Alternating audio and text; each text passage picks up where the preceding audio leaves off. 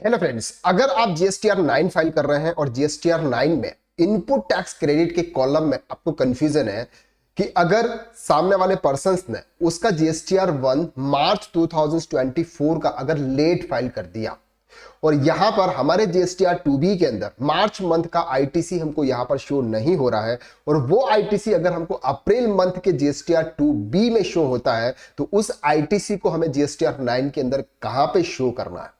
यह कंफ्यूजन है। इस कंफ्यूजन को आज हम इस लेक्चर के अंदर डिटेल में कवर करने वाला है।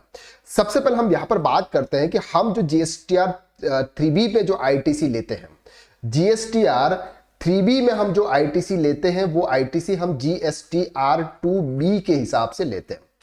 अब जीएसटीआर 2B में आईटीसी तब आती है जब सामने वाला पर्सन जीएसटीआर 1 फाइल करता है और हमारे इनवॉइसेस की डिटेल उसके जीएसटीआर 1 के अंदर B2B कॉलम में वो वहां पर इंटर करता है।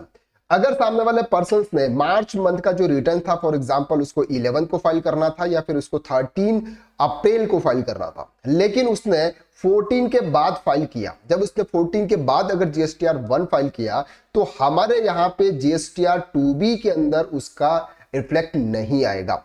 दैट मीन्स कि जो उसने मार्च मंथ का जो जीएसटीआर 1 फाइल किया होगा 14 तारीख के बाद, अब उसका जो रिफ्लेक्ट हमारे जीएसटीआर 2B में आएगा वो आएगा सर अप्रैल मंथ में। जब हम अप्रैल मंथ का रिटर्न हम फाइल करेंगे मई मंथ में, जब हम फाइल करेंगे यानी कि 20 मई को जब हम जीएसटीआर 3B फाइल करेंगे इसके पहले, तब हमें वहां पर उसका आईटीसी मिलेगा जो हमने मार्च मंथ में जो इनवॉइस परचेज किया था, यानी कि जो गुड्स परचेज किया था, वो आईटीसी हमको कौन से मंथ में मिलने वाला है सर? अप्रैल मंथ में मिलने वाला है।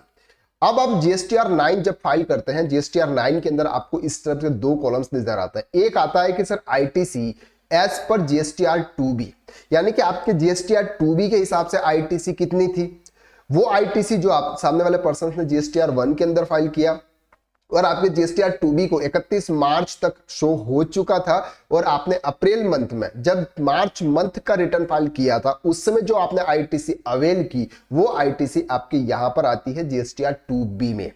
इसके बाद बात आती है सर आईटीसी एज पर sum total of 6B and 6H, ये आपके वहां से आती है जीएसटीआर 3B से आती है कि यानी कि आपने जीएसटीआर 3B में कौन सी आईटीसी अवेल की।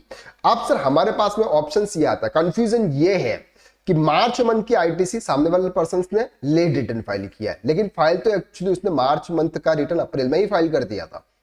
लेकिन यहां पर सर हमारे जीएसटीआर 2B के अंदर वो आईटीसी मार्च मंथ के जीएसटीआर 2B के अंदर रिफ्लेक्ट नहीं हुई है।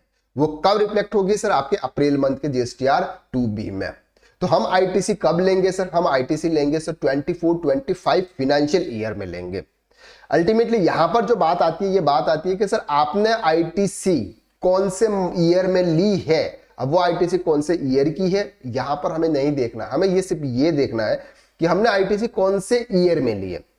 अगर आईटीसी हमने मार्च मंथ तक ले ली तो वो हमने 23-24 फाइनेंशियल ईयर में अवेल की है, और अगर हमने मार्च मंथ के रिटर्न में अवेल नहीं की वो आईटीसी हमने अवेल की है सर अप्रैल मंथ में। लेकिन मार्च मंथ की आईटीसी थी लेकिन हमने अवेल की सर अप्रैल मंथ में, क्योंकि सामने वाले पर्सन ने लेट रिटर्न फाइल किया था। हमारे जीएसटीआर 2B के अंदर मार्च मंथ रिफ्लेक्ट नहीं हुआ था, वो रिफ्लेक्ट हुआ सर हमारे जीएसटीआर 2B में अप्रैल मंथ में, इसलिए हमने अप्रैल मंथ में उस आईटीसी को जीएसटीआर 3B के अंदर अवेल किया।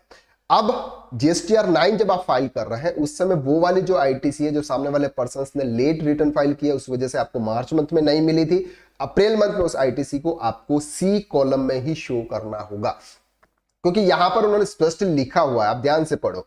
ITC on inward supply received during the financial year but avail in the next financial year up to specified period.